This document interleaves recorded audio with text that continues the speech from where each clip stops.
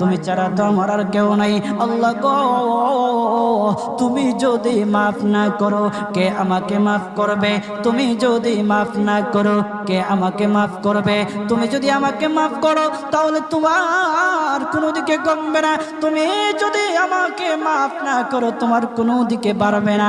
আল্লাহ গো, তুমি আমাকে মাফ করে দাও। সারাটা জীবন অন্যায় কাজ করেছি, সারাটা জীবন নাফরমানি করেছি, আমার কাছে কালেমার দাওয়াত কম আসে নাই, আমার কাছে কালেমার দাওয়াত কম আসে নাই, আমাকে লোকেরা কম বোঝায় নাই। ওগো আল্লাহ, তুমি আমাকে মাফ করে দাও। মাফ না করলে কোথায় যাব, কার কাছে যাব?